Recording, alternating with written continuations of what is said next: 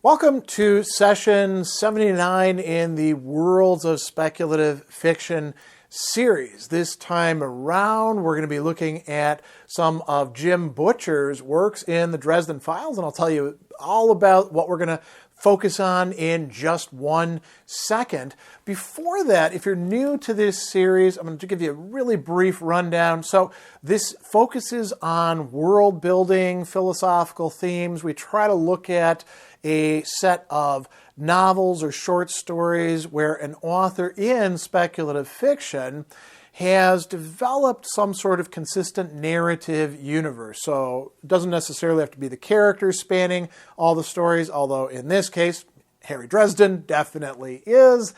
But there has to be a kind of world to explore, and that is what we do in this. It started out as an in-person series hosted by the Brookfield Public Library way back in 2016. When COVID hit, we switched to an online format, which is what we have today, where I will talk in this video for anywhere from 90 to 120 minutes, and we do live chat so people can get in on leaving comments, asking questions, and expressing their interest in the themes that we're discussing. Then we follow it up with a more intimate video conferencing session using Zoom that runs for the rest of the time allotted, and we often get a lot of great discussion in there. So if you're watching this in the premiere, you might want to stick around for that. Otherwise, it's just comments and responses on this video. So I mentioned we're looking at the Dresden Files. There are many, many novels in that series. We are going to look at the very first 4 of them: Stormfront, Full Moon, Grave Peril, and Summer Night. You notice that they always have 2-word titles, very forceful way of doing things. And what happens here is we get to see this character, Harry Dresden, and a number of other related characters getting involved in, let's call them lightheartedly, magical escapades, but they're actually pretty life and death scenarios. There actually is quite a good bit of death in some of these stories, and they're very interesting, the world that's being sketched here. So they're sometimes described as fantasy plus detective novels, and by that we mean sort of hard-boiled detective novels, maybe a bit of noir also in there as well. We can talk about the difference between those in a little while when we get to talking about genre. But I'd actually say they're, if we want to call them fantasy, it's more supernatural, right? So the very first one begins with a warlock who has to be taken care of. The second one is introducing Full Moon, has to do with lycanthropy, right? So werewolves of various sorts. Grave Peril, we're dealing with ghosts and other things like that, as well as a terrible fairy godmother. And Summer Night is about fairy. There's also vampires. There's a whole bunch of interesting stuff. We're also going to be looking at one short story, at least. Perhaps we'll add in some more from the collection Side Jobs.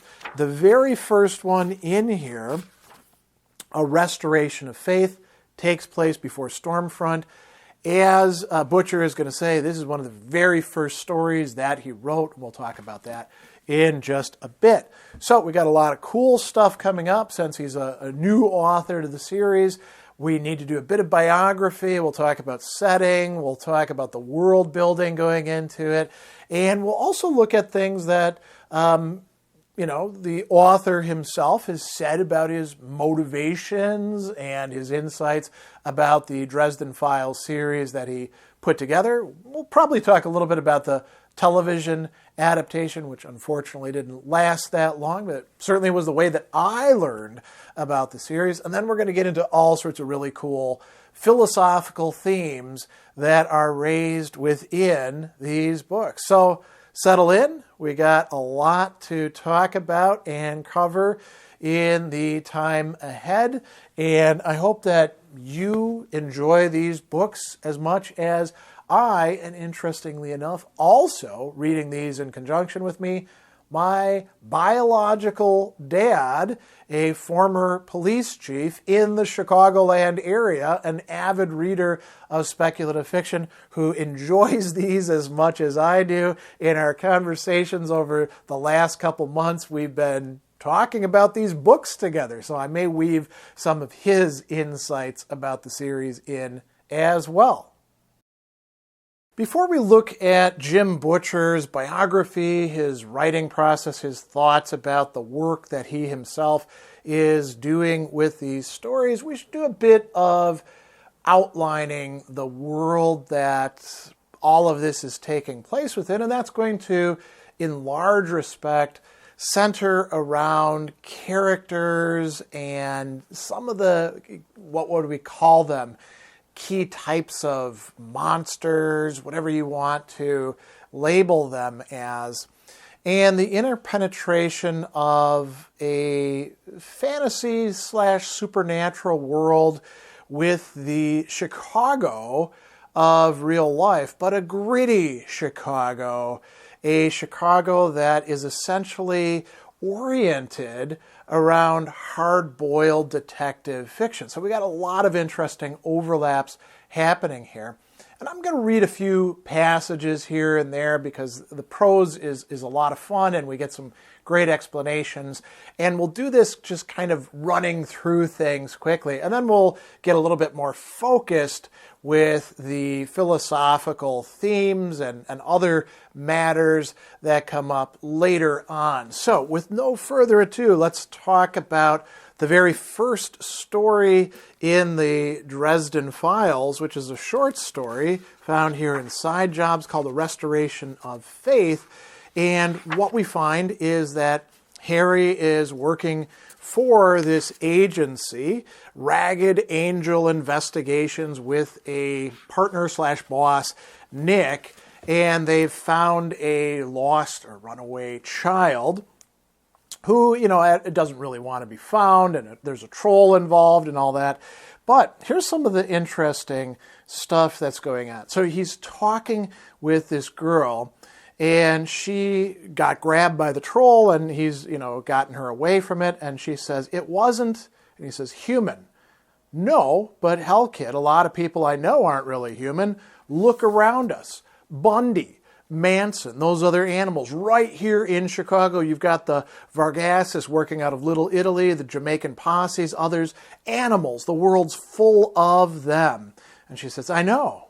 My parents are like that a little. They don't think about anyone else, really, just themselves, not even each other, except what they can do for each other. And I'm just some toy that should get stuck in the closet and dragged out when people come over, so I can be prettier and more perfect than their toys. The rest of the time, I'm in their way." And, she's saying, "I'm not going to go back to them." And she says, "Why are you even doing this?" And he says, "I have another 6 months to work for a licensed investigator before I can get a license of my own. And I got this stupid thing about leaving kids in the middle of big, mean cities after dark." So this is Harry Dresden telling you a little bit about what he's doing. He is a wizard, but he is also working to become a licensed private investigator. So the two worlds collide. We get our first introduction to the most important second character in the series, Karen Murphy. There's a police officer who finds them, and she sees what's going on. She sees the troll. That was, the cop said, stunned. She was short, stocky, and the loss of her cap revealed tightly braided pale hair. I winked down at Faith and nodded to the cop. "A troll, I know." I walked over to the cap and dusted it off. A few trolls squealing in protest fell to the street and scampered away. The cop watched with stunned eyes. "Hey, thanks a lot for the help, officer." I squinted down at her badge. "Murphy." I smiled and offered her the hat. She took it with numb fingers. "Oh, Jesus, I've really lost it." She blinked a few times, then scowled up at my face. You're the perp on the Astor kidnapping." I opened my mouth to defend myself, but I needn't have bothered. "Are you kidding?" Faith Astor sneered. "This buffoon kidnapped me. He couldn't bum a cigarette off the Marlboro Man." And then she turned towards me and gave me a wink. Then she offered both her wrists to Murphy. "I admit it, officer. I ran away, take me to the pokey, and throw away the key." Murphy, to her credit, seemed to be handling things fairly well for someone who had just confronted the monster under the bed. She recovered her nightstick and went to Faith, examining her for injuries before directing a suspicious gaze at Nick and me. And she says, "Aren't you two the ones who run Ragged Angel, the agency that looks for lost kids?" "I run it," Nick said, his voice resigned. He works for me, right? So Murphy now has had the veil pulled back. She's realized that things are more complicated than what she had taken for a reality before. And she's going to become a major part of the Dresden files. So the first book, Stormfront, a lot of things to note there because the action happens quick, characters are introduced quick, and a lot of key ideas are brought in. So we read here, this is about Murphy. "I sobered immediately. Karen Murphy was the director of special investigations out of downtown Chicago, a de facto appointee of the police commissioner to investigate any crimes deemed unusual. Vampire attacks, troll maraudings, fairy abductions of children didn't fit in neatly on a police report, but at the same time, people got attacked. Infants got stolen, property was damaged or destroyed, and someone had to look into it. In Chicago, or pretty much anywhere in Chicagoland, that person was Karen Murphy." Now, by the time that this is happening, they've gotten to know each other. I was her library of the supernatural on legs and a paid consultant for the police department. So she brings him in on a case, and we get introduced very quickly to two other characters. One is a mobster, but a mobster who's in some respects different than the other mobsters. He's keeping things, somewhat controlled, and that's going to be a major theme later on in the second book. And we also get introduced to Bianca, this vampire, queen, whatever you want to call her. The mobster, by the way, is Gentleman Johnny Marcone. All right, so we've already got some interesting pieces being set up. We read a little bit later than that the reason why Dresden is being brought in is magic was used to do this killing. And that's the question. That's the detective part of it. Someone had used magic to do it. They'd exploded hearts out of their chests. They'd used magic to wreak harm on another, violating the first law. And here we get introduced to yet another piece of the puzzle, the White Council. The White Council was going into collective apoplexy. This hadn't been the act of a malign spirit or a malicious entity or the attack of one of the many creatures of the never never, which we'll talk about later, like vampires or trolls. This had been the premeditated, deliberate act of a sorcerer, a wizard, a human being able to tap into the fundamental energies of creation and life itself. It was worse than murder. It was twisted, wretched perversion, as though someone had bludgeoned another person to death with a Botticelli, turned something of beauty into an act of utter destruction. And here, he's going to tell us something, and this is like just in the very first 20 pages of the book, about magic and the system that they're working with. If you've never touched it, it's hard to explain. Magic is created by life, and most of all by the awareness, intelligence, emotions of a human being. To end such a life with the same magic that was born from it was hideous, almost incestuous somehow. And so we find out that there's a White Council who, kind of keeps the magic in check. They're going to end up playing an important role later on. And then there's some description of what's going on with magic, and we're going to get many more as well. We get introduced to another Really important character, Susan, fairly early as a reporter. Susan was a known quantity. She was attractive, bright, appealing. Her motivations were clear and simple, and she was honest in pursuing them. She flirted with me because she wanted information as much as she thought I was attractive. Sometimes she got it. Sometimes she didn't. This one was way too hot for Susan or the Arcane, the magazine she writes for, the journal. And if Murphy heard I'd tip someone off about what happened, she'd have my heart between two pieces of bread for lunch, so she doesn't get the scoop. But Susan is going to be playing a major role in Harry Dresden's adventures, love life, and even in tragedy later on, as we'll hopefully get to. He's going to catch a ferry before too long. There's about 70 pages into Stormfront, and Dresden tells us there's a lot of info dumps in this that we can piece together, but they're done well. There are two parts of magic you have to understand to catch a fairy. So, two parts of magic here. One is the concept of true names. Everything in the whole world has its own name. Names are unique sounds and cadences of words that are attached to one specific individual. Sort of like theme music, if you know something's name, you can associate yourself with it in a magical sense, almost in the same way a wizard can reach out and touch someone if he possesses a lock of their hair or fingernail clippings or blood. If you know somebody's name, you can create a magical link to it, just as you can call someone up and talk to them if you know their phone number. Just knowing the name isn't good enough, though. You have to know exactly how to say it. Wizards tend to collect the names of creatures, spirits, and people like a kind of huge Rolodex. You never know when it'll come in handy. The other part of magic you need to know is magic circle theory. So this is really quite interesting. There's a theory and then there's practice. And so wizards learn this sort of stuff partly by studying, partly on the job, partly by apprenticing. And, you know, there's all sorts of ins and outs to it, you could say. And I'm not going to go into all of what magic circle theory is there.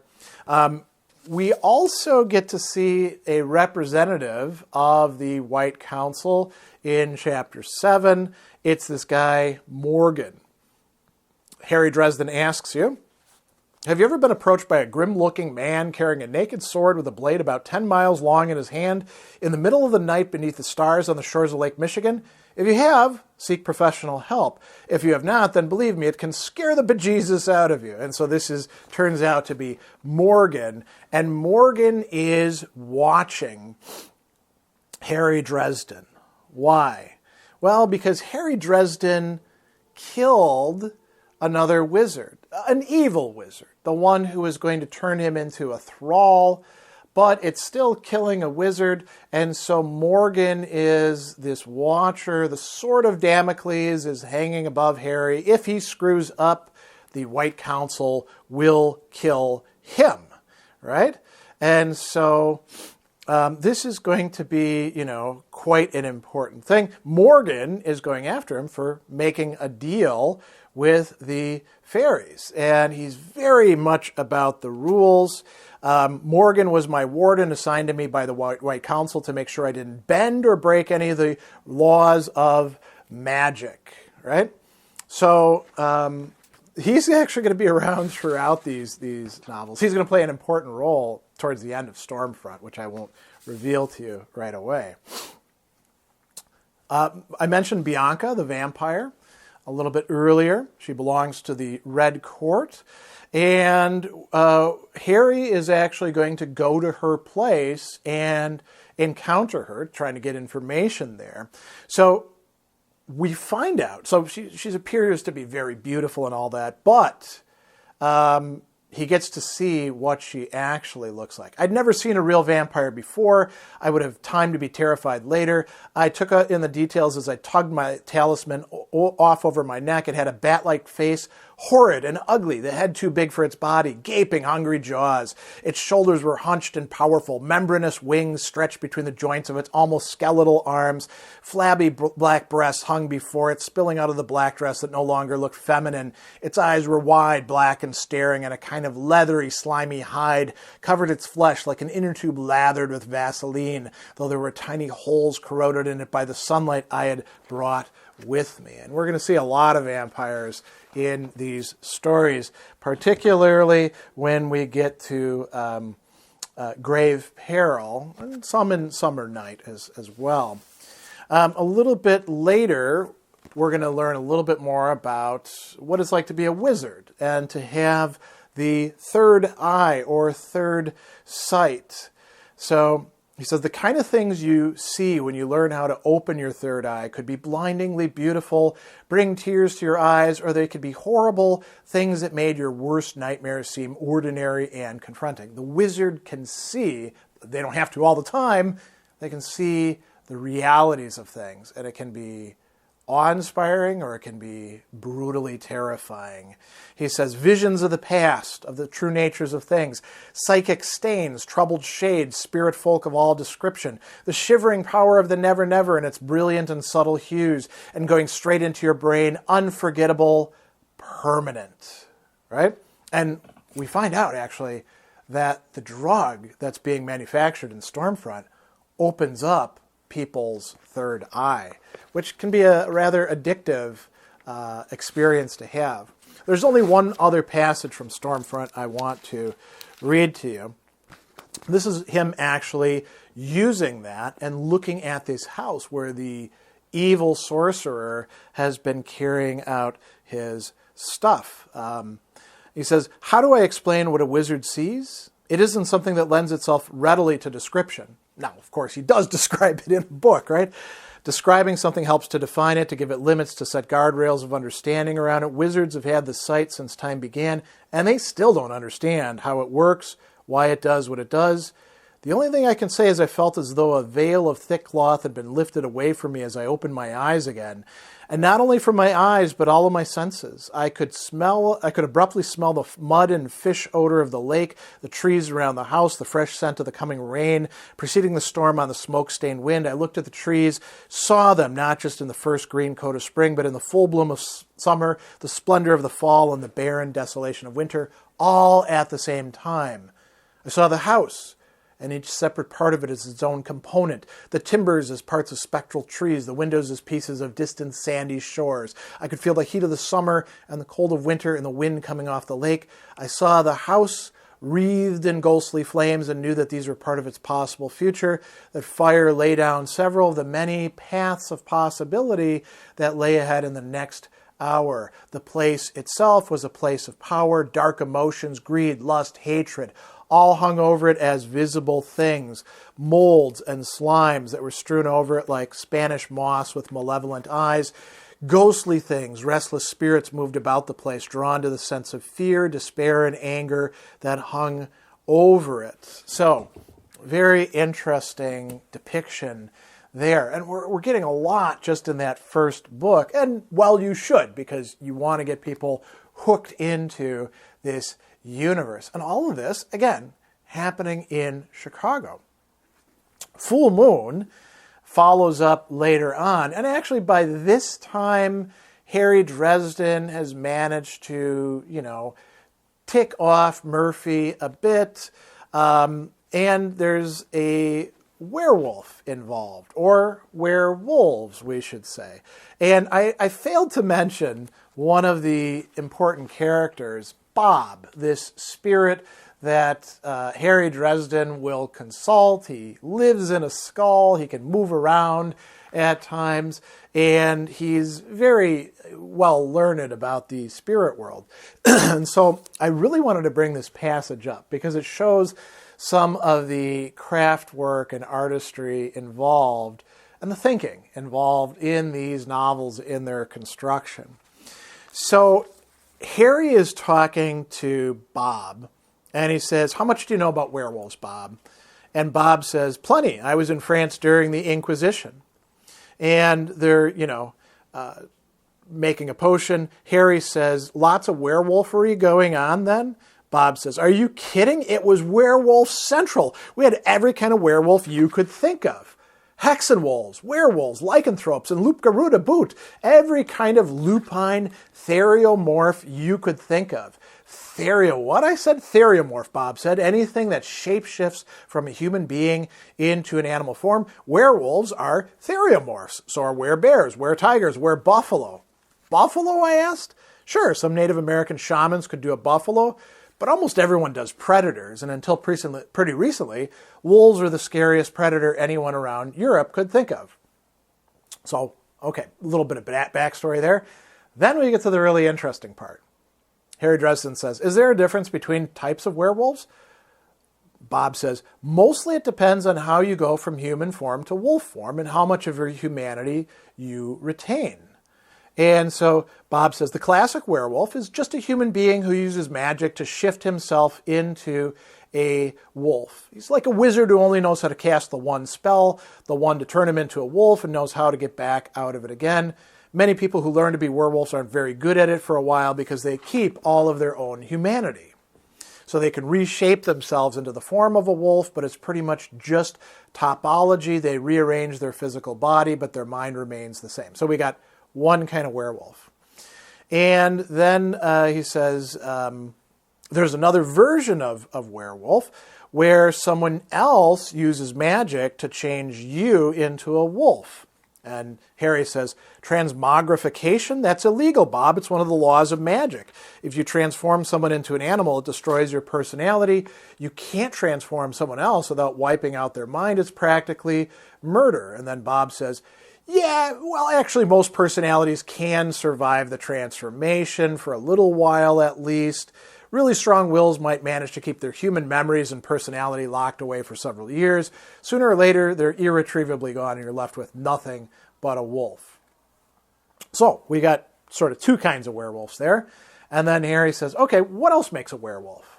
And then Bob says the most common way back in France was to make a deal with a demon or a devil or a powerful sorcerer. You get a wolf hide belt, put it on, say the magic words, and whammy, you're a wolf, a hexen wolf. And Harry says, isn't that just like the first kind? No, not at all. You don't use your own magic to become a wolf. You use someone else's. Isn't that the second kind then? Stop being obtuse, Bob chided me. It's different because you're employing a talisman. Sometimes it's a ring or amulet, but usually a belt. Right? The talisman provides an anchor for a spirit of bestial rage. Nasty things from the bad side of the never never. That spirit wraps around a human personality to keep it from being destroyed. Leaves you with your own intellect and reason, but the spirit handles everything else. So we got three kinds of wolf creatures now. And he goes on and... he says, well, what else do we have, right? And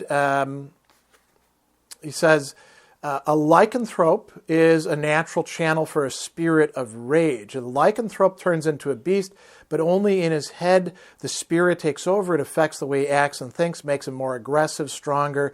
They tend to be resilient, very resistant to pain or injury, sickness. They heal rapidly. But they don't actually shapeshift into a wolf? Give that boy a Cupid. They're just people too, but they're awfully fierce. Ever heard of the Norse berserkers? Those guys were lycanthropes, I think, and they're born, not made. And then he says, okay, what's the last one? A loup-garou. Well, that was the name Etienne the Enchanter used for them before he got burned at the stake. The loup-garou are the major monsters. Harry, someone has cursed them to become a wolf-like demon, and usually at the full moon, that someone's got to be really powerful too, like a major heavyweight sorcerer or a demon lord or one of the fairy queens. When the full moon comes, they transform into a monster, go on a killing spree, and slaughter everything they come across until the moon sets or the sun rises. They have supernatural speed and power, supernatural ferocity. They recover from injuries almost instantly if they become hurt at all. They're immune to poison and to any kind of sorcery that goes for their brain. Killing machines. Now, why did I want to read you all of that? Well, because, as it turns out, they will encounter every single one of these different theriomorph wolf types in the course of this novel, including the loup-garou. So it's very smart writing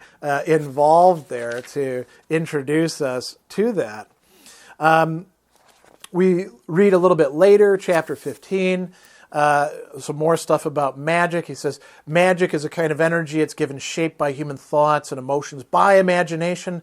Thoughts define the shape, and words help to define those thoughts. That's why wizards usually use words to help them with their spells. Words provide a sort of insulation as the energy of magic burns through a spellcaster's mind. If you use words you're too familiar with, words that are so close to your thoughts you have trouble separating thought from word, that insulation is very thin. So most wizards use words from ancient languages they don't know very well, or else they make up nonsense words and mentally attach their meanings to a particular effect.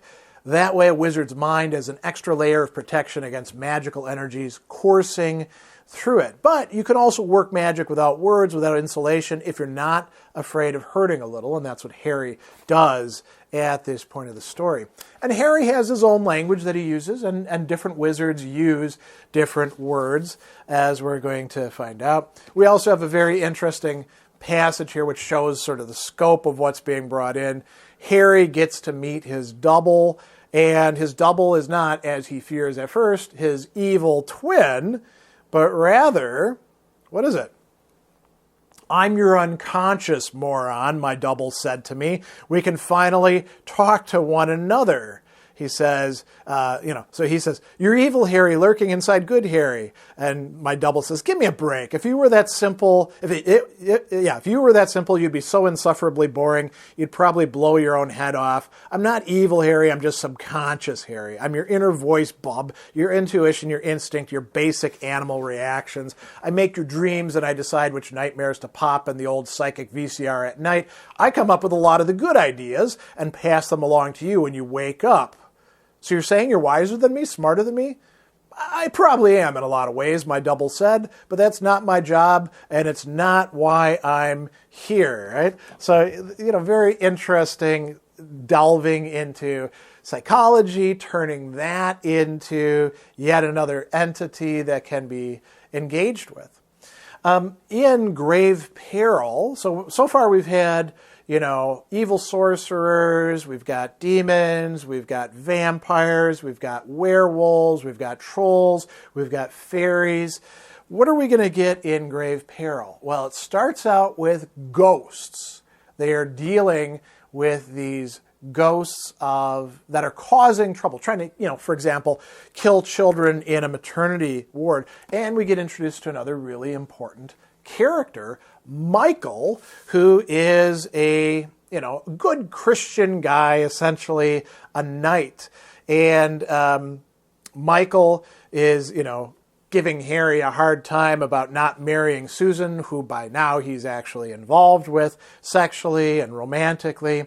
And what we read about Michael is that he's carrying this sword as well as a cross, and we get this nice description. "He reached back in for a white cloak with a red cross upon the left breast, which he tossed over his shoulders in a practiced motion. He clasped it with another cross, this one of silver, at his throat. It clashed with his flannel workman's shirt, blue jeans, and steel-toed work boots." And Dresden says, "Can't you leave off the cloak at least?" And Michael says, "The cloak is as much a part of what I do as the sword, Harry. Besides, it's no more ridiculous than the coat you wear." And Michael is, essentially a good knight fighting the forces of evil. He can be a little bit rule-bound at times, but he's on the whole a really good guy. And he has kids and a wife, Charity, who is very tough on Harry, so we'll just say. So we also encounter Harry's fairy godmother. And you might say, well, wait a second, fairy godmother. You don't want a fairy godmother. Her name is Lee, right? She has a much longer name as well. And she catches up with him she's been seeking him in the Never Never, and we get this interesting discussion. "Sweet boy," Lee sighed. "Poor child. Would you like me to help you?" I looked up at her lovely face. "Help me? How?" "I can give you what you need to save the White Knight's lady." And he says, "What do you want, godmother?" And she says, what I've always wanted, sweet boy.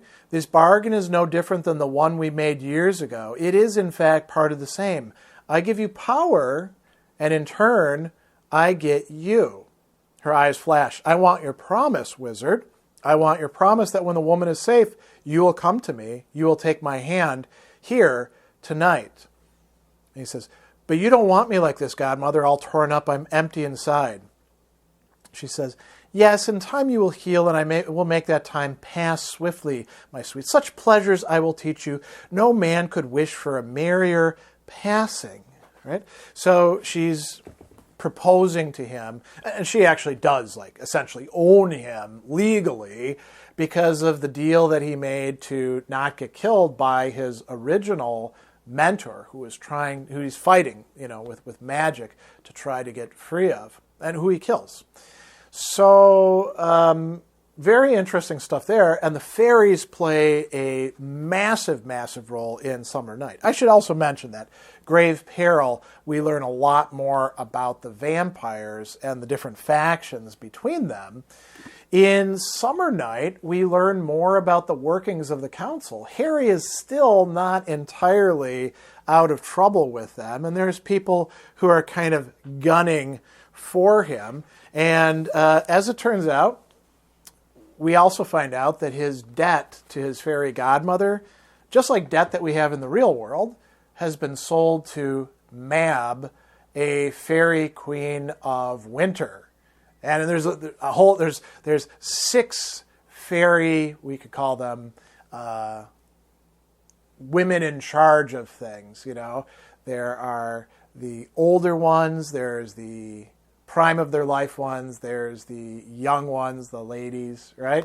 And Mab becomes one of his clients, and the White Council are about to pass sentence on Harry for having created a situation that has them at war with the vampire Red Court. And what ends up happening is a deal gets made. So there's a trial, right? And this is cast by the deciding vote in the White Council. He says, I choose to base my vote on a trial, a test that will lay to rest the fears of one side of the issue or prove falsely place the faith of the other. What trial? The Merlin asked. Mab, the gatekeeper said, let Dresden address Queen Mab's request. Let him secure the assistance of Winter. If he does, that should lay to your rest the concerns regarding his ability, La Fortière. And if he's able to accomplish this, he'll get to live. If not, Harry Dresden is a dead man. And what does Mab want him to do? Figure out who killed one of the knights. Right? So this is quite interesting as well. There's just a few other things I want to bring up from this book. He talks about names again. Every intelligent being has a name, a specific series of spoken sounds linked to its very being. If the practitioner knows the name of something, knows that in every nuance and detail of pronunciation, he can use that name to open a magical conduit to that being. That's how demons get summoned to the immortal world. Call something's name, and you make contact with it. And if you're a wizard, that means you can exercise power over it, no matter where in the world it is. Then he goes on and says, controlling an inhuman being via its name is a shady area of magic, only one step removed from taking over the will of another mortal. According to the White Council's 7 laws of magic, which we'll look at later, that's a capital crime, and they make zero tolerance policies look positively lenient. And Dresden says, given how much the council loves me, I'm a tad paranoid about breaking any of the laws of magic. Right, so he doesn't introduce very much compulsion when calling up the fairy that we've met in the first book, Toot, along with the other fairies in the 4th book. And Toot actually will play a significant role in a way that I won't reveal to you because I don't want to give away spoilers in the end of the 4th book. The last thing I want to talk about, we've had these references to the never, never, right? And Dresden is going to tell us about this in chapter 26 of Summer Night. The Never Never is a big place. In fact, it's the biggest place. The Never Never is what the wizards call the entirety of the realm of spirit. It isn't a physical place with geography and weather patterns and so on. It's a shadow world, a magical realm, and its substance is as mutable as thought. It has a lot of names like the other side and the next world, and it contains within it just about any kind of spirit realm you can imagine somewhere. Heaven, hell, Olympus, Elysium, Tartarus, Gehenna, you name it, and it's in the Never Never somewhere, in theory, at any rate. The parts of the Never Never closest to the mortal world are almost absolutely controlled by the Siddha. This part of the spirit world is called fairy, and has close ties with our own natural world. As a result, fairy resembles the real world in a lot of ways. It's fairly permanent and unchanging, for example, and has several versions of weather. But make no mistake, it isn't Earth. The rules of reality don't apply as tightly as they do in our world. So fairy can be viciously treacherous. Most who go into it never come back. So, all told, what do we have here in this world building that we've been kind of sprawling our way through, looking at parts of the narrative? We have Chicago and the Chicagoland and Earth, much larger that everything is situated in. Harry Dresden lives, works, loves, fights, all these things basically in the confines of Chicago. But Chicago, just as every other place in the world, is also permeated by the Never Never. And, all these different realms come together. They talk about the boundary between them becoming weaker over time. And so we've got us human beings who live in a reality that isn't complete reality, but we think it is. And weird stuff is happening. Weird stuff that turns out there's folklore for, which is not always entirely accurate. It certainly doesn't live up to the Hollywood versions of it, but, allows Butcher to introduce and play around with all of these stereotypical tropes, kinds of monsters that have their own economies, that have their own lives and political systems and all of the other things that we generally just associate with human beings. And there's rules for how things work. And there are many forces sort of at odds with each other. And most importantly for us, given the genre that we're working with here, this is not epic fantasy of light versus dark or good versus evil. Those certainly play a role in this. These are detective novels. So there's always a plot and other plots within it. And bad actors, and sometimes bad actors with a heart of gold, working with or against each other. There's tragedy involved. Not everybody who's good is going to get off more or less unscathed. Not everybody who's evil will in fact get punished. Sometimes evils are done in by other evils. Sometimes goods can do in other goods. So this is the world that in these first four of the Dresden Files novels is being put in front of us and bit by bit revealed, unveiled. And we learn more as we go through each of these novels. Not that everything that's added is completely new. Sometimes we get additional information about something that happened before. And they are sequential. They're happening in a chronological order.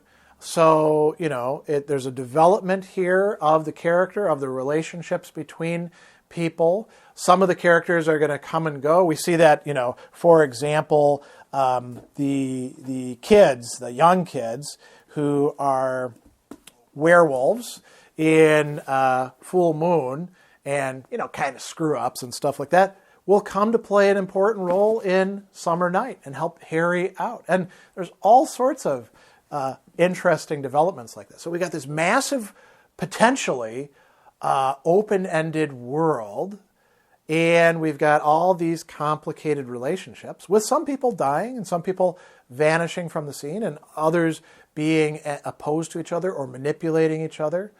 all of which is happening within one narrative universe, a very cleverly put together and articulated one. Jim Butcher is very much a living author, still engaged in writing books. He is 1 year younger than me, and interestingly, there's not an awful lot of biography already on him assembled out there readily available. Instead, you have to piece through lots and lots of interviews. So I'm going to keep this pretty short because we're going to be looking at interviews shortly anyway. So Butcher's born in 1971 in Independence, Missouri, where he currently resides. And his dad worked in a steel mill. His mother sold real estate. He went to public school. He had 2 older sisters, or still has. And he tells the story that when he was 7 years old, he got strep throat. And so he was laid up. And his sisters gave him a box set of the Lord of the Rings and also a box set of the Han Solo novels by Brian Daley, so Star Wars novels. And he read them and he got really into that. And then he followed it up with The Lion, the Witch, and the Wardrobe. And then by the time he turned 8, he had added the rest of the Narnia books, the Lloyd Alexander's Prydain Chronicles, all the Star Wars books that he could find, and a lot of Star Trek novels. And then he started getting into all sorts of other fantasy and sci-fi authors as well. And this continued through his elementary school and middle school and high school. And there's another important part of the story that happens in middle school. So he meets Shannon K. Lundy in 7th grade. And by the time that they get to high school, at Truman High School, there in Independence, Missouri, they are going to start dating and in junior year. And they become, connected with each other. They've found the one for each other, get married at 18, and they have a child already when, she's 19, and they're both going to go off to college at the University of Oklahoma. So they're going south, so to speak, but staying within, you could say, the Plains states, or, the whatever you want to call them, the Mid-South or something like that. And she is going to study industrial engineering. She's never going to change her major. That's not going to be the case for Jim Butcher. He gets a National Merit Scholarship, which allows him to go off to University of Oklahoma. First, he's interested in computer programming. And why? Because he's very interested in video games. And as he tells us, I found out that these things were not actually for me. First, I started off trying to go through computer programming and electrical engineering, met engineers, wasn't into it. Then I started to come at computers through managing information systems, and then I met accounting mathematics, so that also went out the window. Then I thought it might be nice to be a teacher, because that would be something nice to do, and I had to observe teachers in their natural environments, and I realized that they were some of the most miserable people I had met in my life. So I, as he says, bottomed out in English. And what does he mean by that? He got into the professional writing program at the University of Oklahoma. And both he and Shannon graduate with their degrees.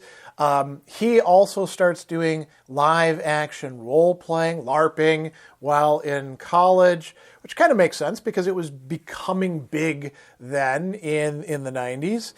And while he's studying in this professional writing program, he took a class from Deborah Chester. She encouraged him to write urban fantasy, which was becoming kind of big, again, in the 90s, novels with supernatural elements set in modern times. You could think of like shows that are like that, like Buffy the Vampire Slayer was becoming big sort of later in the 90s. And so Butcher already had his English degree with an emphasis in creative writing, and he resisted this idea until eventually he writes, as we're going to find out in some of the interviews, Stormfront, not originally titled Stormfront, but Stormfront, this first novel, as a way to say, screw you, I'll do exactly what you're telling me to do. Write some genre fiction, and we'll see how terrible it winds up. And it turns out it's not so terrible. It's actually quite good. And he does also write some other novels before Stormfront, but in his own words, they just weren't good. And he couldn't really do anything with them. Later on, he'll mine them for ideas, but he says, I can't even revise them into something good. He also mentions this big red file folder he called the Rose file. And he would, as he's doing professional writing, including the first Dresden story, A Restoration of Faith, which he tells us, this is the first of the Dresden File stories chronologically. It was the first time I tried to write short fiction for the professional market. I originally put it together as a class assignment at the University of Oklahoma's professional writing program more than 2 years before Stormfront found a home at Rock. And he said, that clearly the editors to whom I submitted this essay seemed to think it wasn't up to par for professional publication. And I think that was a perfectly fair assessment. So, he's doing the thing that writers do, sending his work out, getting a lot of rejection letters. And he accumulates this file of all of these rejection letters. And he said that when I get my first giant check, I was going to send them a photocopy of that. This check that they could have had a percentage of in a dead flower. And by the time that he's actually publishing, he finds out that this doesn't mean that much to him anymore. And he looks back at it and he finds out that there were a lot of people who later on he would engage with who are in that file. Stormfront takes about 2 years to find a publisher. He's going around trying to, solicit that.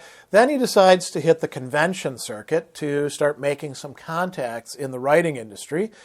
And then he gets an agent, Richia Mainhart, this agent who discovered Laurel Hamilton, agrees to represent him, and this kickstarts his writing career. It's very often an important milestone for a writer to get an agent. And the first novel gets picked up by Rock Penguin Books for publishing, and it's released in 2000. And then it's a fairly quick succession because, as we're going to find out, Jim Butcher has a plan ahead for the Dresden Files. So we have Full Moon in January of 2001, Grave Peril also in that year in September, Summer Night, September 3rd of 2002. And then we get further, installations, and it's slowing down a bit. Death Masks is 2003, Blood Rights 2004, all the way up to number 17, Battleground, in 2020. So 20 years after the first publication of the series. Butcher says that he's currently planning for 22 books in the case files of the series to be capped by a further big apocalyptic trilogy, which would bring it to 25 books. So there's still a lot to do. So while this is all happening, the family, the Butchers, move from Oklahoma to Pennsylvania so that Jim can be closer to New York City for his career.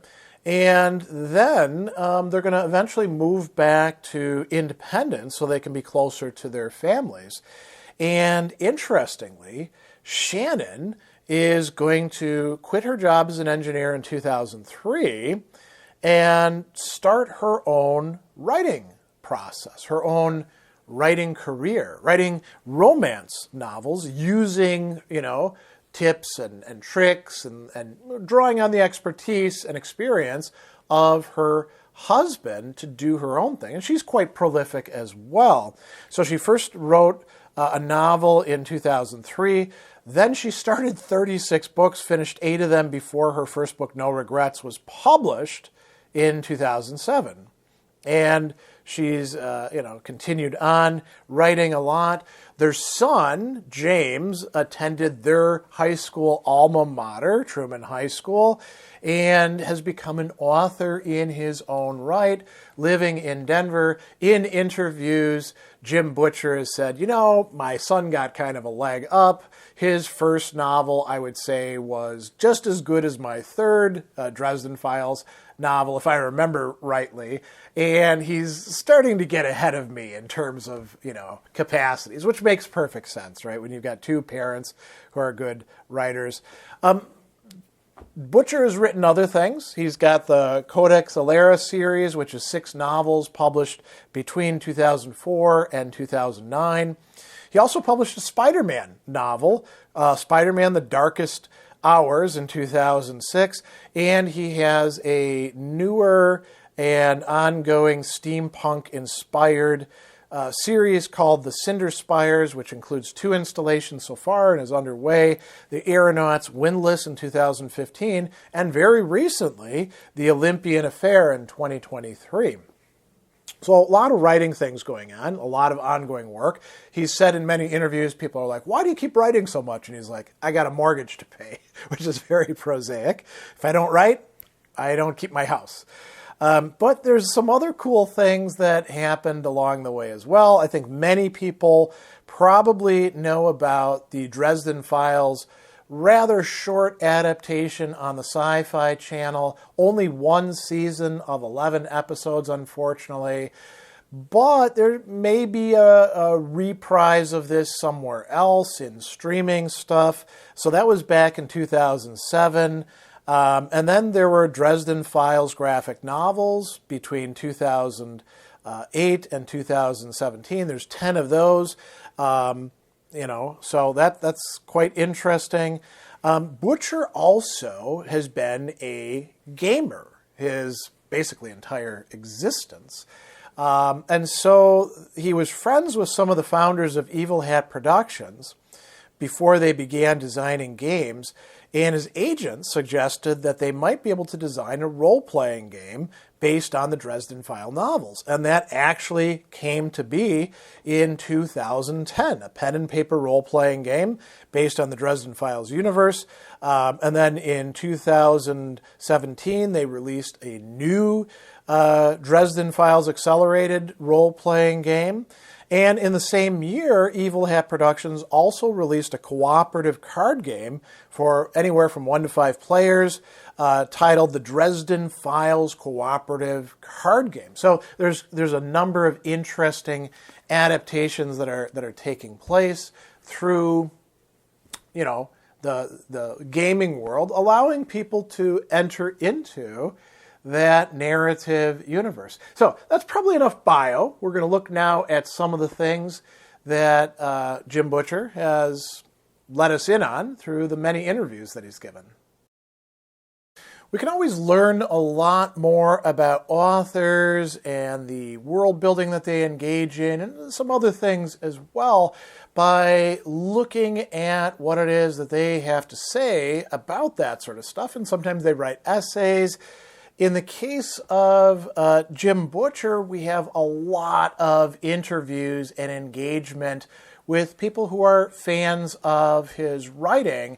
I'm just going to give you a small selection of the large amount of information that's out there, including a lot of YouTube interviews, answers on websites and AMAs. I'm just going to stick to interviews that are published in print form, available on the net, and you'll find links to those below in the video description. So we'll start off by talking about let's call it the time structure of the world building. So this is from the Arch Doorway interview, and they're interviewing him when the 15th book is coming out. And he's asked, how has your outline process changed since the first one? How do you keep readers interested and keep coming up with ideas for these books? And so Jim Butcher says, when I first outlined the series. I outlined 20 books, and I said, here's the kind of plots I want to have. Here are the kind of bad guys that are going to be showing up, the kind of big events that are going to be happening. And I've still got the outline at home, which is something I wrote as a class project long ago. And now, as we've gone on, the books have done very well. I see no reason to fix it if it isn't broken, so I'm still using those outlines. So he's got a general structure of an overarching plot covering, so many of these stories. So then he goes on and he says, which is just stuff I come up with a little while back, and basically it's just fun, like, I want to have Dresden in prison in this story, or I want him in an insane asylum with no magic, and these are things I'm hoping to happen as the series goes on. And then the interviewer says, it's certainly interesting because they're all unique while they all have the same feel. There's a consistency there. And so Butcher says, yeah, that's the point. It's one of those things you have to do as a writer. If I just wrote the same thing over and over and over again, I'd shortly grow sick of Harry and throw him over Reichenbach Falls. Instead, I try to throw these slightly different stories and try to give it a bit of a twist every time. And then he's asked, is there a main source of inspiration you got for all these ideas? And then he says, well, I give Harry the beatings of Indiana Jones. As far as the main source of the ideas, it was pretty much just monster of the week. What kind of monster do I want to have to deal with this week? Book 1, evil wizards. We have good wizards, and so we'll have evil ones, and that'll be the first bad guy. The next bad guy, werewolves. And the next one, ghosts. And then I want to do fairies. And then he says, then the challenge was to take those outlines and these fun things I wanted to have the character do and work those into the story in such a way that they'd be a good time for the reader as well. And that's actually an interesting point to dwell on. As we're going to see in these other interviews, Butcher is very cognizant of the fact that your books need to be things that people enjoy and want to read. There's a lot of writers who make their books a chore for people. And we can say that, with these sort of works, they are a lot of fun. As an edit, what do we call this? A digression. I can't wait to read more of these books. We're going to talk about them again next year, probably, in the series, because we already have the schedule lined up. But I'm really looking forward to going back to it. All right, back to the interviews. So in the interview continues on. It's always like, okay, he's dealt with so much. What's going to be thrown at him next, namely Harry Dresden? And Jim Butcher says, there's no upper limit to how much crap I can dump on Harry Dresden. The poor guy. I mean, generally anything that can make his day more miserable needs to get written in, and then I get to think of a way to make it even worse, or at least more insulting as it happens. And we're going to talk about the character in just a bit, but I think that's a great line. In Clarion blog, he's asked, you've put a lot of thought into the paranormal aspects of the world of the Dresden Files. How does the process of world building fit into the process of actually writing down prose? And so Dresden's going to get a bit deeper into it. Here he says, Jim Butcher is, the world building thing is an ongoing mental process, which is why I never get anywhere on time. I spend all this time in my head wandering around places that don't actually exist and eavesdropping on conversations with people who aren't there and write it down, and that's my job. But it's one of those things that I'm always taking notes on and jotting down and realizing, aha, and filling in some empty portion of the world I hadn't realized how it worked, and then I figure out, oh, this is how it works, and I write that down. The prose is the shorter and easier part. Then, fortunately, there are beta readers who are more obsessive about the books than I am in some ways. They have the advantage of only having read the books that are actually written, where I've not only gone through the books that are written, but the ones that could have been written, but I decided not to write. So things can get a bit confusing for me, but fortunately I found some beta readers who can keep me on track and say, no, that character is dead. In the Strand magazine, we continue on with thinking about the world building. And this interview is more of a putting things together that Butcher had said. So here's what he said to the author of the interview. I realized wizards and private eyes do the exact same thing. They perform the same role. They just have a different hat on. Whether they're plunging into the underworld of Chicago's criminal scene or plunging into the literal underworld like in Lord of the Rings, they're both people who go to dark places and are a threat. Not necessarily because of what they can do, but mostly because of what they know. Gandalf was a threat to Sauron in Lord of the Rings. Not because he could do magic and blow things up, but because he was a guy who figured out, oh, wait a minute, this one ring is the source of Sauron's power. We have to destroy it. Private eyes do the same thing. They go out and find information to clear someone or protect someone or find justice for them. When I realized wizards and PIs were the same character, it became real easy. Then we find out that originally Butcher had wanted to set the Dresden files in Kansas City, but his writing instructor and mentor, Chester, advised against him, telling him he was walking close to Laurel K. Hamilton's toes, who we're going to hear more about a little bit later. And anyway, according to Butcher, there was a globe on Chester's shelf. He looked at the globe and decided there were 4 main American cities where he could set the Dresden files. The first was Washington, D.C., but he didn't want to set it there. Why not? Because the nation's capital is synonymous with politics. I didn't want to write politics because you lose a chunk of your audience no matter what you do. Next was New York City. And he says, I didn't want to set it in New York because all the editors live in New York. When you make a mistake, they just crucify you for it. That was intimidating to me, and I didn't want to do it. And now, just as a side note, I'm so happy he didn't do that because there's so many things already set in New York City. Having something set in Chicago, in my view as a Midwesterner, is so much cooler. And, people can talk about things in New York City. I can read these books and say, oh, I know where that location is in Chicago. So, Then there was Los Angeles. I didn't want to set it in L.A. because all the stories, TV, and film seemed to be set there. L.A. was busy enough and too much traffic. Finally, there was Chicago. Now, what recommends Chicago to him?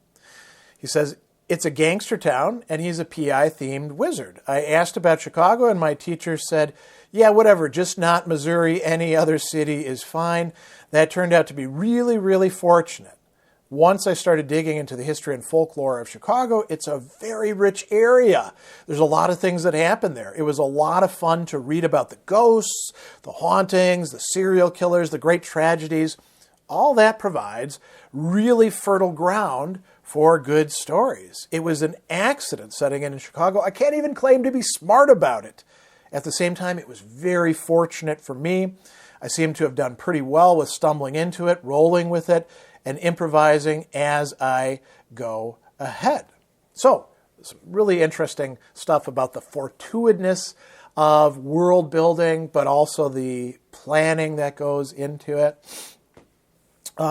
Anthony Aycock, in his interview, asks Jim Butcher, one thing I love about the Dresden universe is how intentional and sophisticated and fully formed the system of magic seems to be. Talk about how you created it.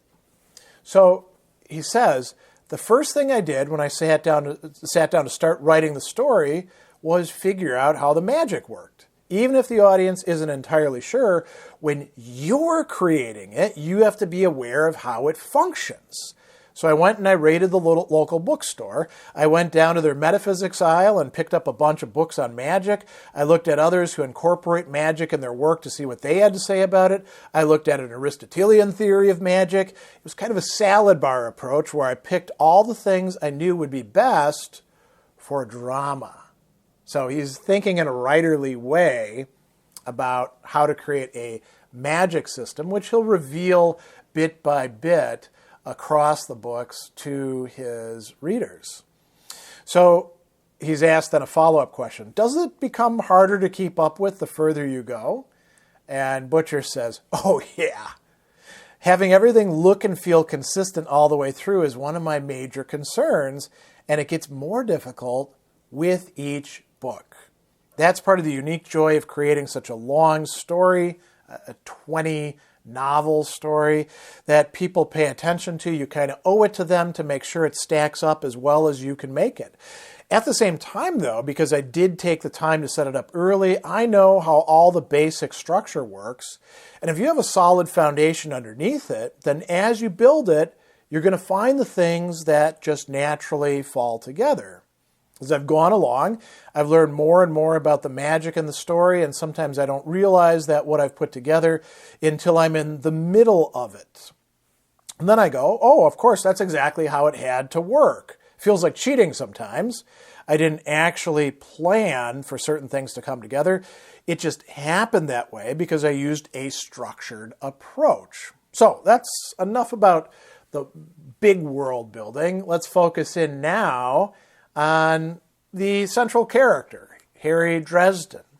Clarion blog, he's asked, what do you feel is the reason for the widespread appeal of the series? And Butcher says, speaking as a writer, you've got to have several hooks to be able to draw people in. Dresden, instead of the wizard character written as this mystic shamanic figure, is more of a computer support technician of a wizard, kind of the Geek Squad version. He's very much written as a sort of every nerd character, and I think that's one part of the appeal. Also, so there's a second part, I like to write action scenes, and action is always a strong component of writing if you're going to be in the broad appeal business. Being able to write good action is invaluable. There's a lot of humor, which I think is one of the easiest things to do, to me anyway. How many times you've been in conversation at dinner with your friends and you think to yourself 2 hours later, oh, if I'd only said that there, it would have been really witty and clever and everyone would have thought it was great. As a writer writing a novel, you got a window 8 or 10 months long for that. So it's easy to come across as witty as long as you spend enough time in your head having conversations with imaginary people.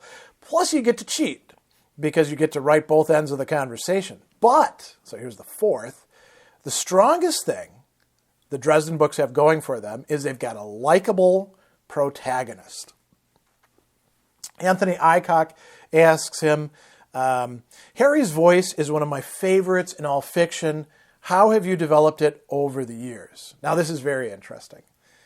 Jim Butcher says, I just wrote him like a lower middle class nerd, which is what I knew. I didn't really set out to create a voice for Dresden. When I started the first book, my goal wasn't to write a book. It was to prove to my writing teacher, Deborah Chester, how wrong she was about the stuff she was trying to teach me. The book was just the way I chose to do it. It was a project in line with the things she suggested I try out, one of which was to write in the first person. And I'm like, well, how do I do that? How do I create a voice for a character? And she's like, you know what? The first time, don't worry about it. Just write. Pretend it's you talking. So that's what I did. Meaning, Harry Dresden is in a certain way Jim Butcher. On Sci-Fi Site, the interviewer says, Harry Dresden is such a fantastic anti-hero in the series. He's both humorous and has a certain charming nature that endears him to readers. What inspired you to make him this way? So here's what Jim Butcher says, and he's going to say quite a lot here. A deep and abiding admiration for the character of Peter Parker, by and large. Spider-Man. Petey has always been a complex and an admirable hero character and is somewhat unique among comic book characters in that he has a very real, complex, and believable personality which exists wholly within the character of Peter Parker and is not at all dependent on his sideline as the Amazing Spider-Man. The things that make Peter a hero are not his superpowers or his combat record with the Hulk. What makes Spider-Man a hero is that Peter Parker is dedicated to what he believes and refuses to abandon his fellow human beings when they're in danger or need. Now, as a side note, that is definitely something that we see coming up in the actions, deliberations, choices, words of Harry Dresden in these stories, isn't it? It gets him into trouble. He doesn't cut corners, right? Or the corners that he cuts, you could say, are not the corners that would be bad for other people. So he goes on and he says, Peter exemplifies the very kind of hero, the man of conscience who would rather be at home eating pizza, but who could not make the moral sacrifice of ignoring the need of his fellow human beings. Poor Peter, he gets beat to crap all the time too, not just physically, but in mental and emotional senses as well.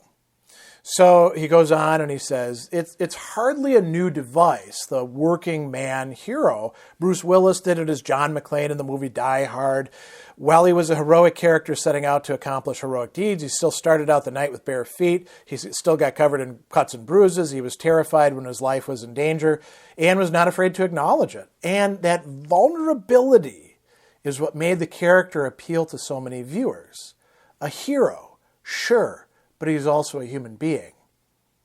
So coming to Dresden, I wanted to use that same basic theme for my wizard protagonist, and so I designed Harry to be somebody who's basically your average urbanite male. He has to pay his bills, feed his cat, go to work, worry about taxes, take showers and cook meals without the benefit of electricity and so on. Sure, he has access to phenomenal cosmic powers, but his powers don't define who and what he is. First and foremost, I wanted Harry to be a human being, to make mistakes, to regret bad choices, to struggle to set things right where they need righting, and to learn from his disasters and grow as a person. I wanted Harry to be the sort of person who, even if he didn't have any powers, would still be right there in the midst of things regardless, because he's doing what he believes is right. I want the reader to get the sense that Harry is a guy who could live a couple doors down in their neighborhood and who would probably be a polite and amusing guest if you had him over to dinner. Of course, he does have a tendency to stick his foot in his mouth and ankle and calf and knee, but hey, nobody's perfect. So I think that's quite revealing there. He's asked by Clarion Blog, do you have a particular method for creating characters, or do they just spring into your head fully formed and take over from there? And then he says something really interesting about Harry Dresden. He says, it varies according to the character.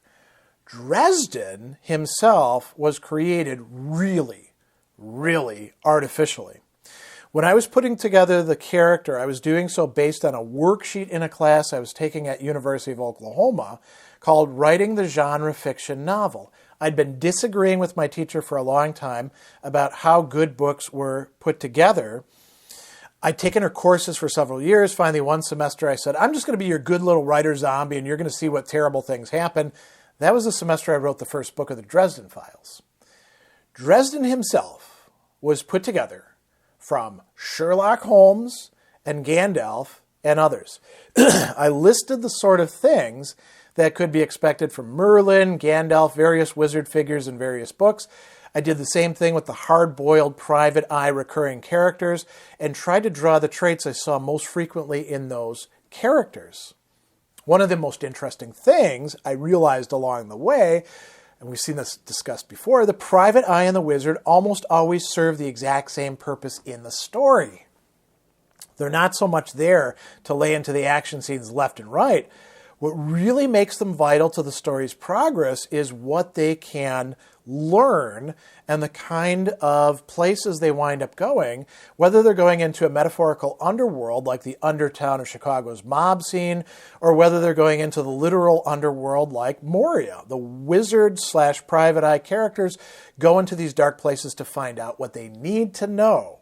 Gandalf wasn't devastating to the Dark Lord because he showed up and beat his minions. What made him dangerous was that he was riding around to talk to people and researching in all the libraries and finding out that the trinket that his buddy had was the One Ring, a theme that we saw discussed just earlier, right?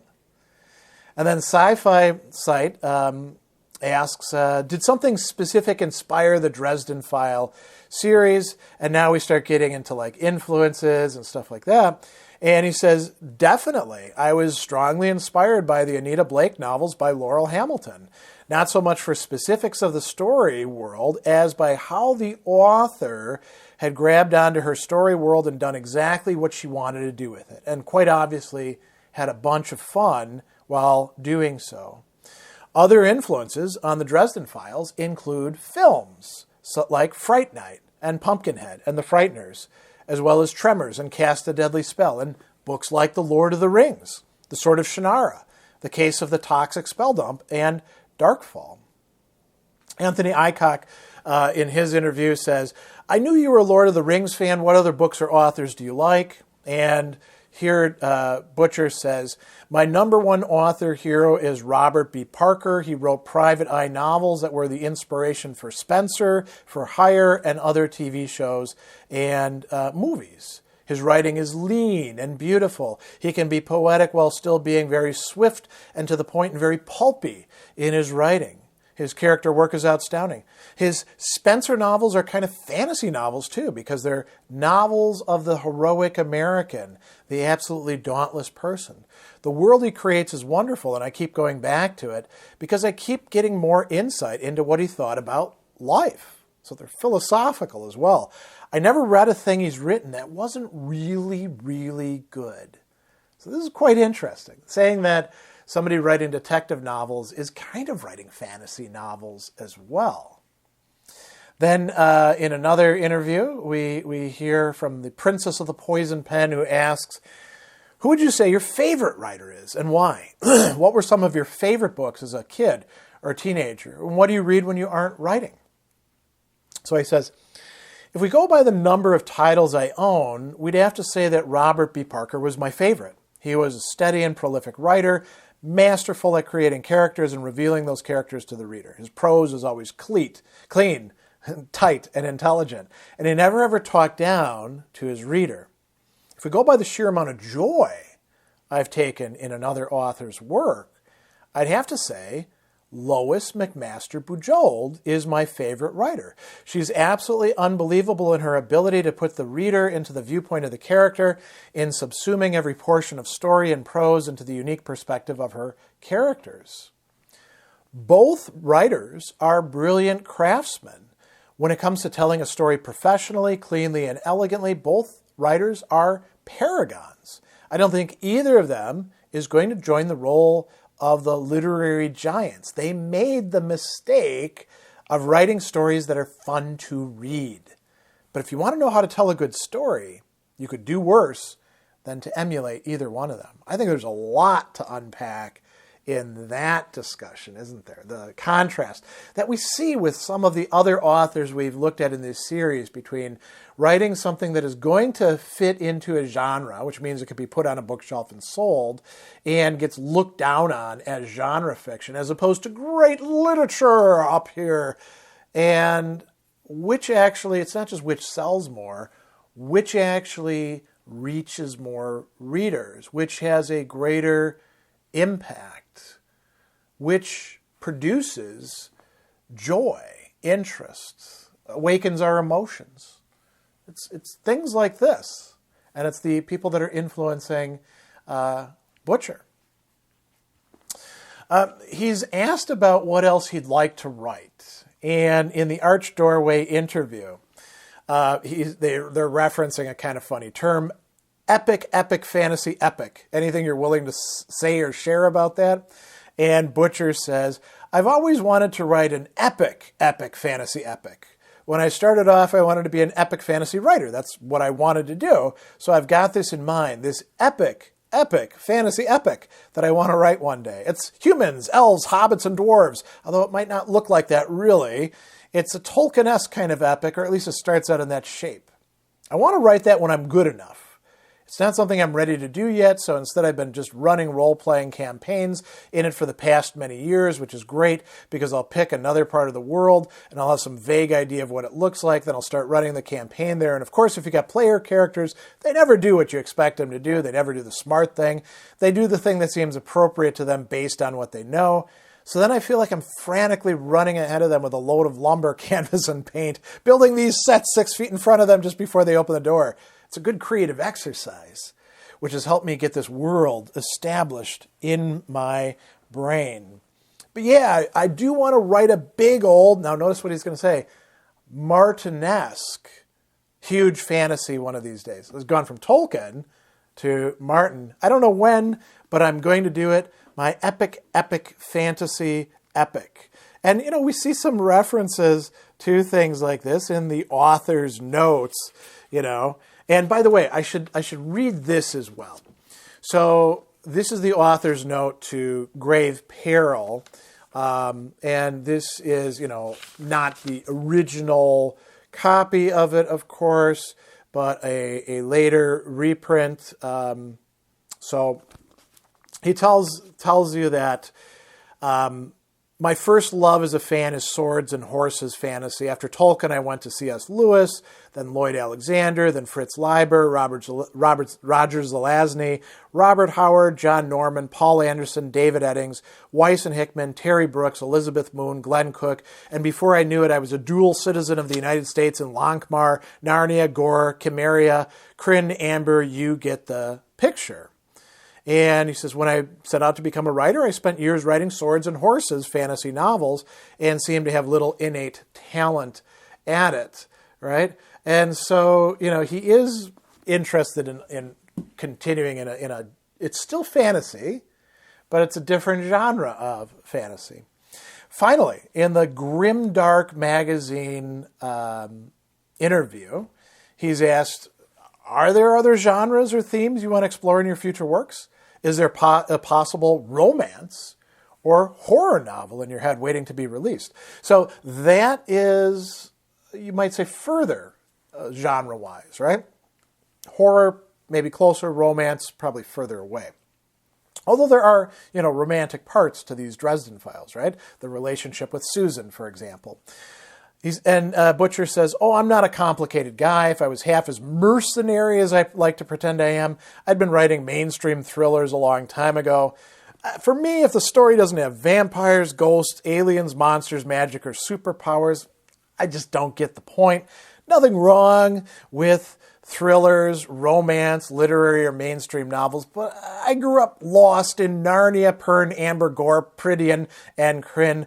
Those places will always be my native lands. So he knows what he wants to do. He's not unwilling to stretch, as we saw at the very beginning of the discussion. You've got this 20-novel arc that was originally sort of sketched out and still functioning as a useful outline. That's ambitious, right?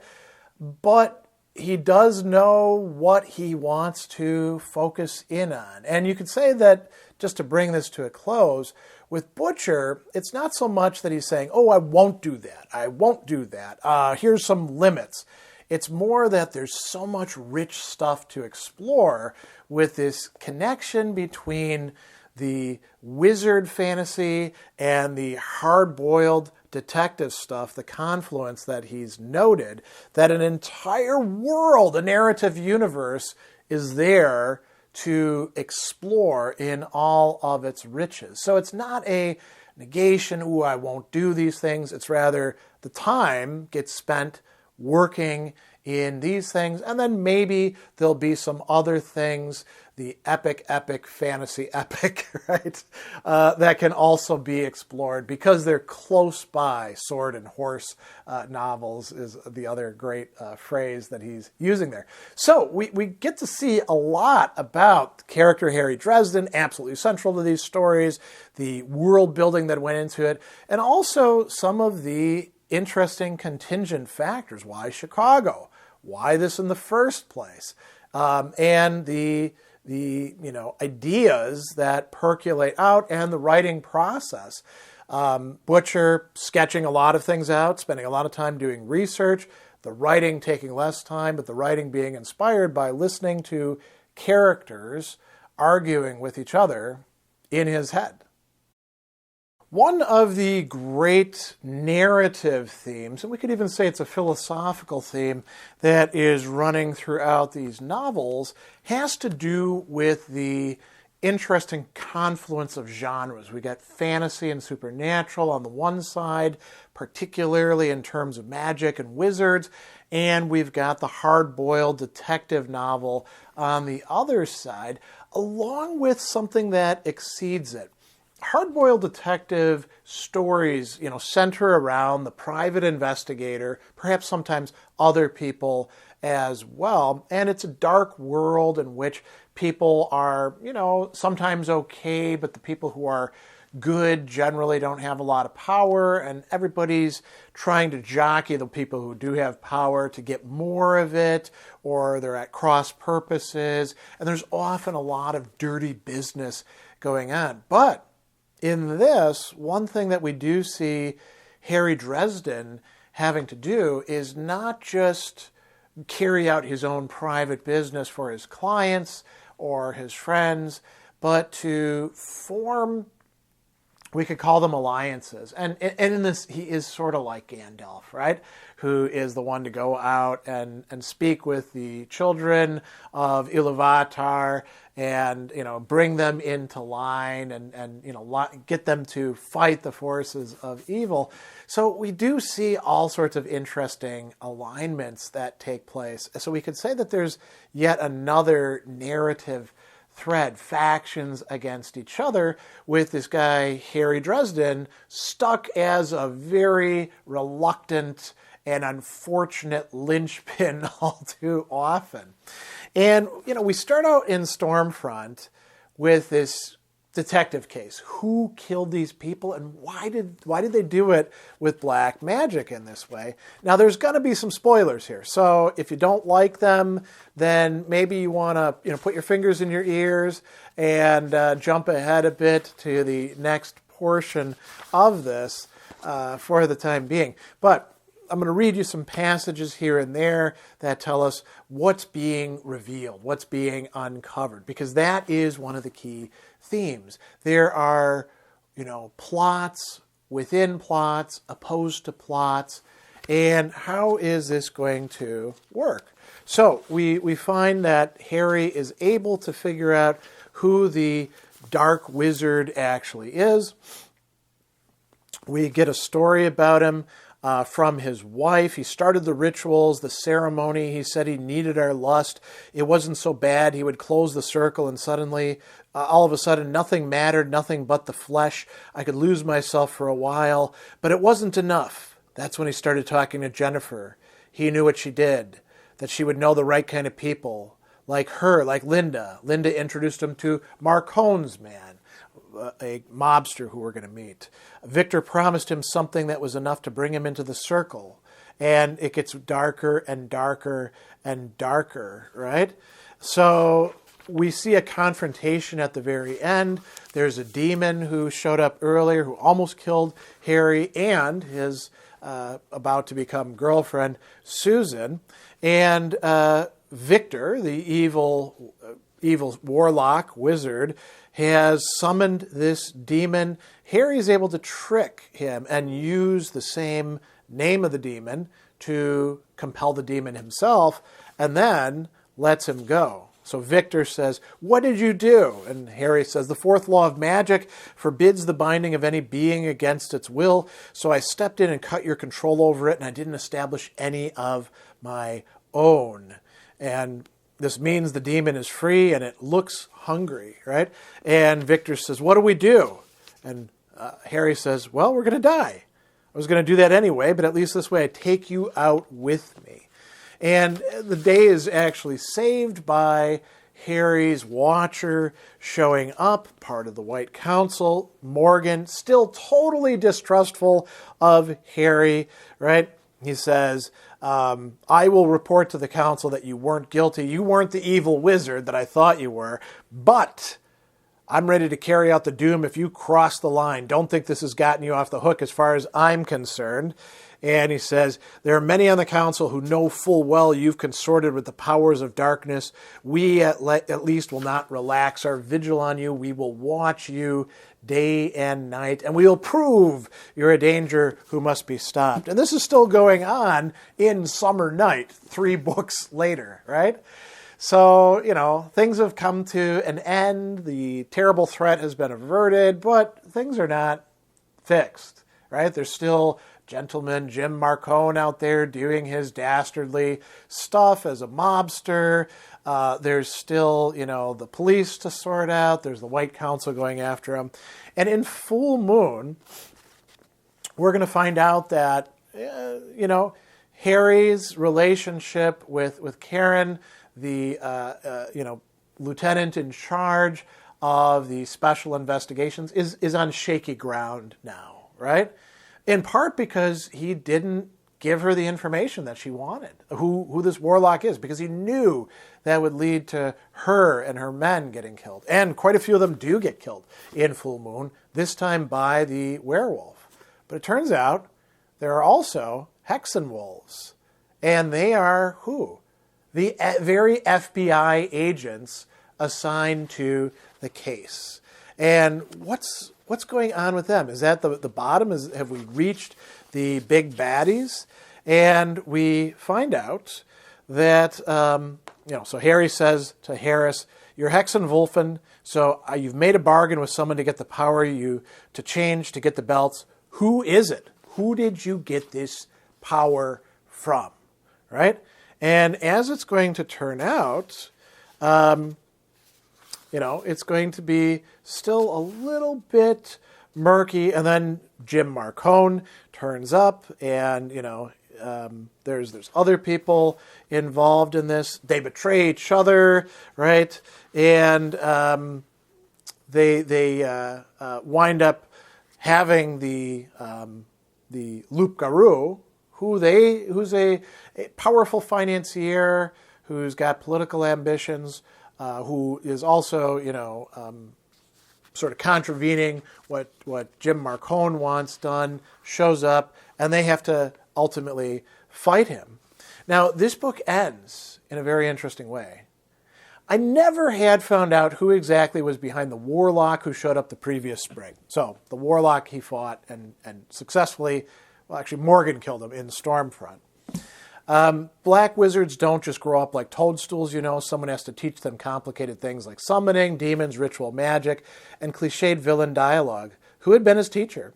And Denton and company had shown up 6 months later. Someone had provided them with those belts that allowed them to turn into wolves. Someone had warned Denton I was dangerous, that I or someone like me from the council would go after him. And by telling him that, they'd pointed him at me like a gun, determined to kill me. I'm not much of a believer in coincidence. Could it have been one of my enemies on the White Council, the wizards who are devoted to supposedly goodness? One of the beings of the Never Never who had come to hate me? I was on the list of a number of nasty things for one reason or another. You know what? I told Mr. One Night, his cat, one night in front of the fire, maybe I've finally gone around the bend, but I think somebody may be trying to kill me. And that's where this book ends.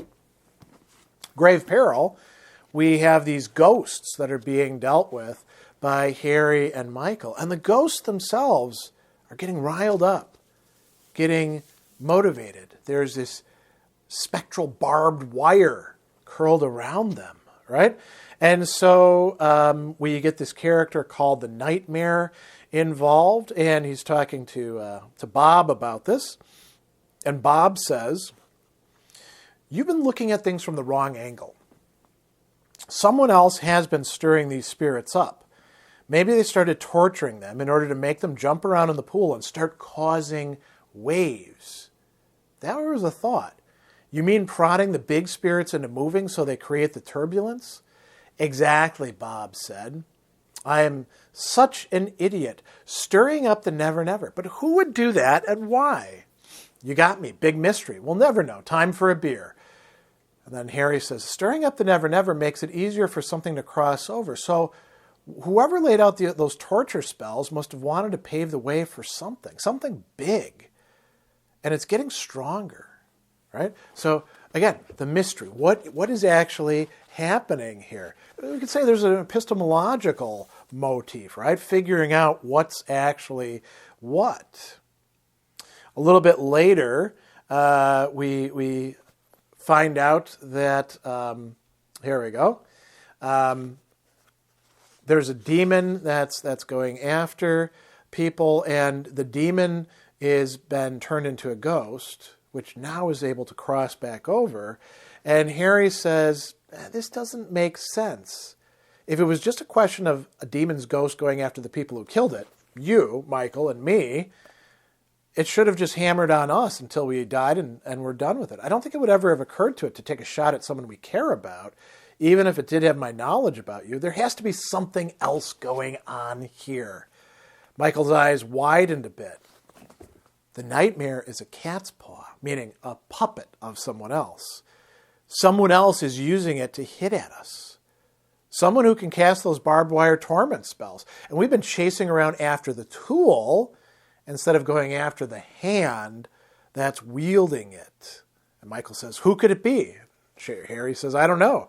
Someone who has us both in common. How many enemies do we share? Now, as it's going to turn out, this is connected to vampire politics, the Red Court in specific, and Bianca the vampire. And before we get that, though, we're going to get an interesting introduction. We already had a little bit of this earlier in the book to the fairy, the Sitta, right? And so Lee shows up, Harry's fairy godmother, and says, Harry made a bargain with me long ago and broke it once then, and once a few nights passed. He swore to uphold it last night and broke it thrice. Now he reaps the consequences of his actions. His own powers turn against him to encourage him to fulfill his word, to keep his promise. And a little bit later, she's going to talk to Susan, who now is, sexually involved with and in love with Harry. And Susan will make a bargain with Lee. She doesn't have much to offer, so she ends up giving her memories, right? And so we've got an additional wrinkle involved here, the whole realm of fairy, which is going to play such a major role in Summer Night. Then we get to another point in the book. So this is Harry thinking about what's actually going on.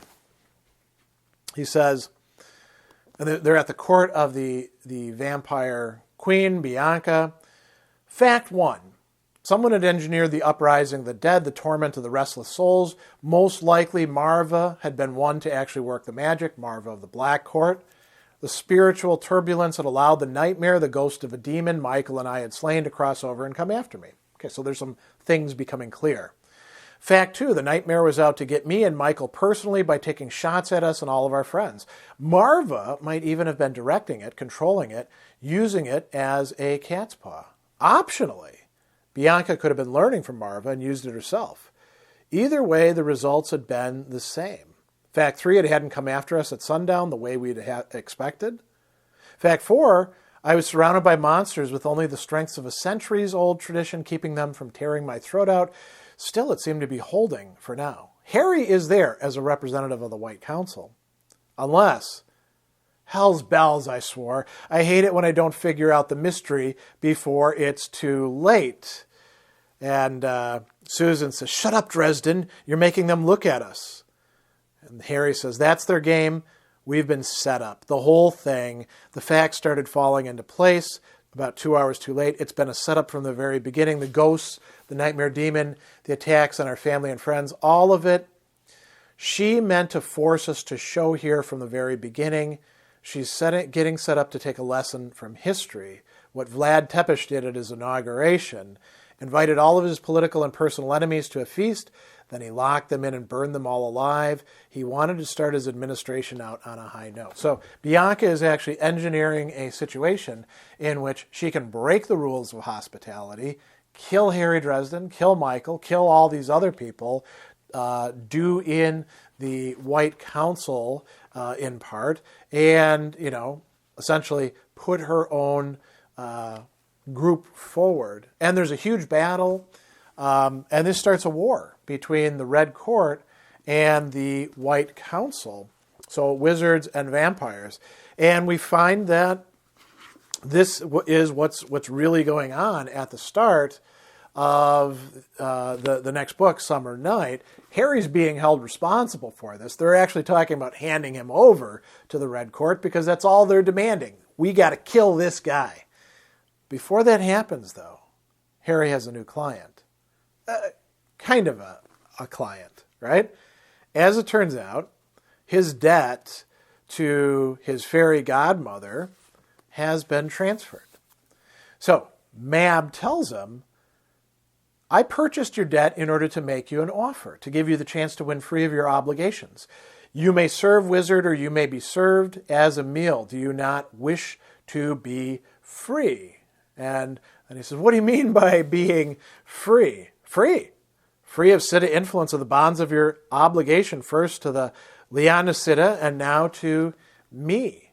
So he's supposed to investigate the killing of the summer night. What's going on with that?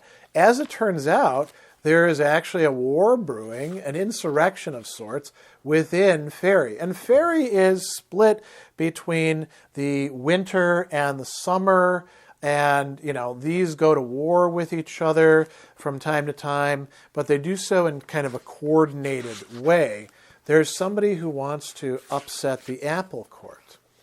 So we read a little bit later that what happens when the powers get out of alignment. Bob says, bad things. It will mess around with weather patterns, cause aberrant behavior in plants and animals.